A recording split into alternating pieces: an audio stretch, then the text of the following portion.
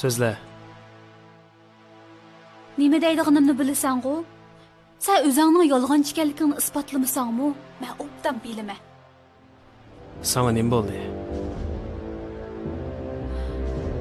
Sen olgan shirkatning pullari hech joyga qaytmabdi. Sen o pullarning hammani o'zingning qilmoqchiman. Undaq dema jinim. Bu pullar ikkimizning. Yo'q, men qo'rqaman. Mening sen bilan birga vayron bo'lg'im yo'q. Shu hamma ahvollarni uningga deyman. To'xta. Sen hozir nada? Men shirkatning oq qo'ylisida.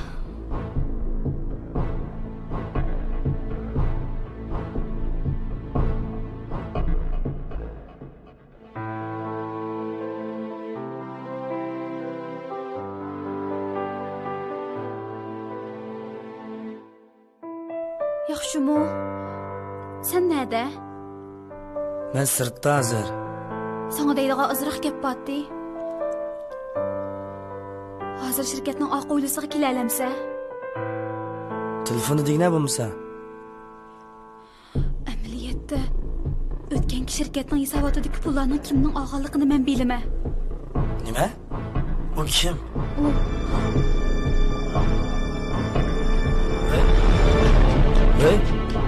Vay!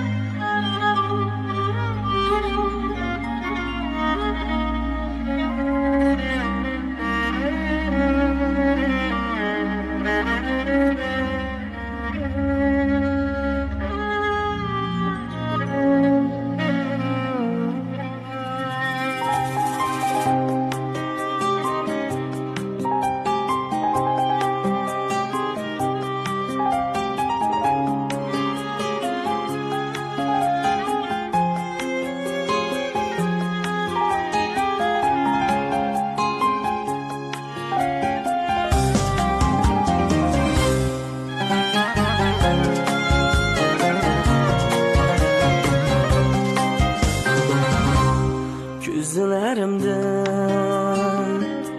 yaş eğilir. Seni görmesem bu dilimde gam kaygı kör. Seni görmesem neden üzül canım, seni görmedim. Göygen güzelliğin kalbimdeki cananım, yüreğimde sen derdin sen dava kandak çıday sana, seni görmesem kandak çıday sana, seni görmesem.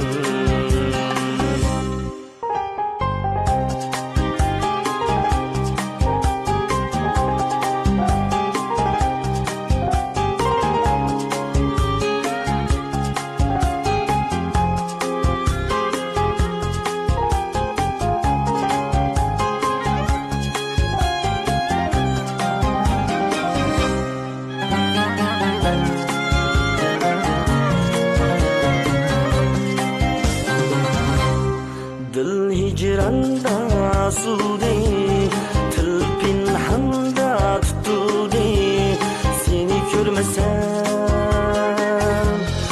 alem bulup bana buldum bir çare.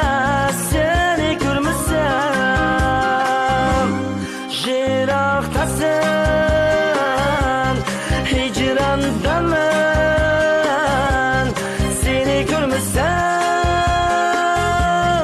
ual bular bana, azap bular bana.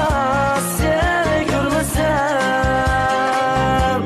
seni görmesem, seni görmesem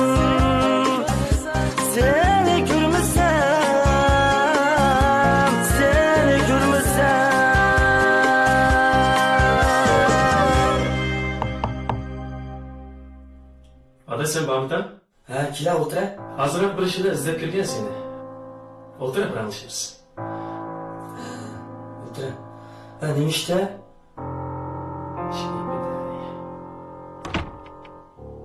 Anda gapligini anish. Hozir menga 1 million lazım bo'ldi. Shu shirkatning hisobotidan ajratib bersam bo'ladi.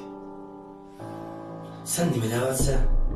Ben chetdan qaytib kelgandan keyin hisobotdan chiqqan chetdan hali qilib bo'lolmay 5 yil qaytib ketib qolsin. Shirkat ochmoqda? Sen bek aqlliq to'g'ri. Bir taraf qilmamsan.